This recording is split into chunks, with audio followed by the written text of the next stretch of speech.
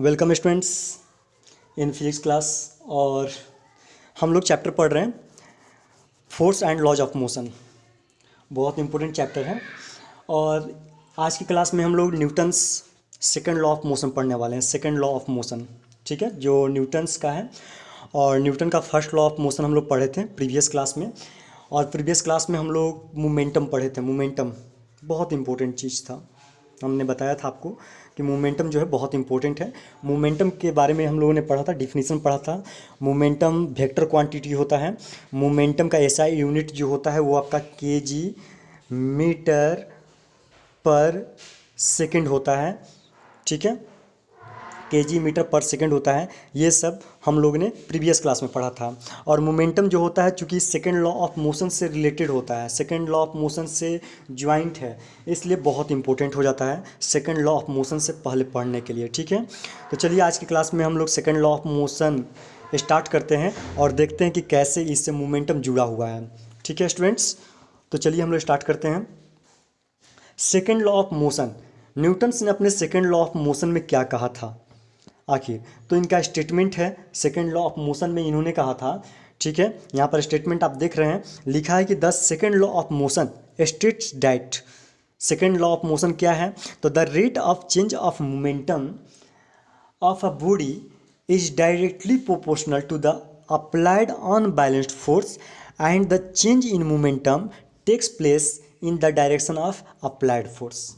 Okay students, इसका मतलब ये हुआ कि जो कोई बॉडी यदि फोर्स लगाएगा, कोई बॉडी फोर्स लगाएगा, अप्लाइड फोर्स, कोई फोर्स लगाएगा, तो वो फोर्स जो होगा वो डायरेक्टली प्रोपोर्शनल होगा। किसका डायरेक्टली प्रोपोर्शनल होगा?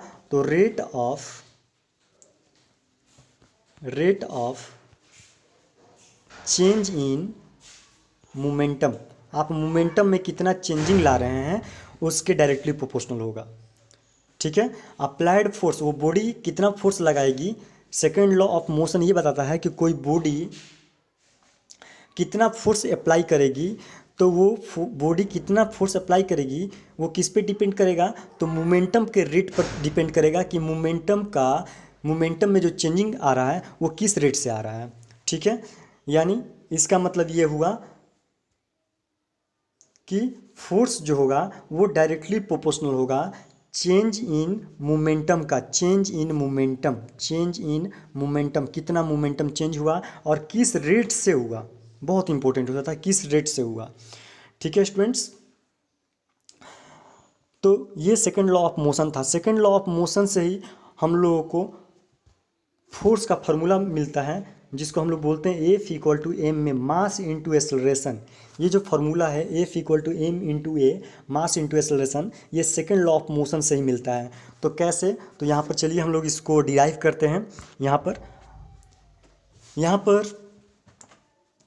एक ऑब्जेक्ट है जिसका मास है एम और साथ में इस पर जब फोर्स एफ लगाया गया और इसका इनिशियल वेलोसिटी यू था, तो और एक और ऑब्जेक्ट है जिसका मास है एम और इसका वेलोसिटी है वी। जब इस पर फोर्स एफ लगाया जा रहा है यानी फाइनल वेलोसिटी वी हो जाता है, ठीक है, उस ऑब्जेक्ट पर जब फोर्स हम एफ लगाते हैं, ठीक है। तो according to second law of motion, second law of motion से आपने क्या पढ़ा?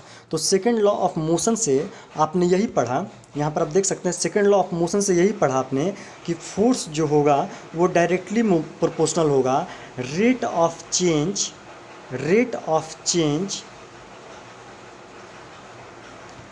इन मोमेंटम के रेट ऑफ चेंज का। तो स्टार्टिंग आपका जो मोमेंटम होगा, स्टार्टिंग में मोमेंटम जो होगा वो मोमेंटम आप कैसे निकालिएगा? तो P1 का मतलब initial momentum of the object. Initial momentum of the object आपका एम हो गया, मास इनटू वेलोसिटी होता है, तो इनिशियल वेलोसिटी आपका यू हो गया। और final momentum of the object P2 जो है आपका मास इंटू वेलोसिटी, यानी मास इंटू फाइनल वेलोसिटी भी हो गया। और आप चेंजिंग जब निकालिएगा तो चेंज करने के लिए चेंज कितना हुआ उसके लिए आप फाइनल मोमेंटम में से इनिशियल मोमेंटम को सब्ट्रैक्ट करेंगे तो P2 माइनस P1 करेंगे और P2 माइनस P1 करेंगे तो P2 का वैल्यू एम भी हो गया, P1 का वैल्यू एम यू हो गया और यहाँ पर जब सॉल्व करेंगे तो एम एम कॉमन लेंगे तो क्या हो जाएगा, एम का एम हो जाएगा और भी माइनस यू हो जाएगा। क्लियर।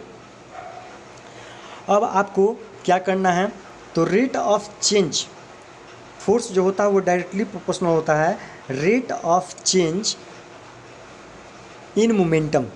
ठीक है, तो रेट ऑफ चेंज तो हो गया आपका, कितना हो गया रेट ऑफ चेंज, तो हो गया एम भी माइनस यू, ये आपका चेंज है मोमेंटम में। ठीक है, और रेट निकालने के लिए क्या कीजिएगा, किसके साथ कंपेयर कीजिएगा, तो टाइम के साथ कंपेयर कीजिएगा। तो ये हो गया आपका rate of change in momentum. ठीक है, और फोर्स जो हो गया इसके डायरेक्टली प्रोपोर्शनल हो गया।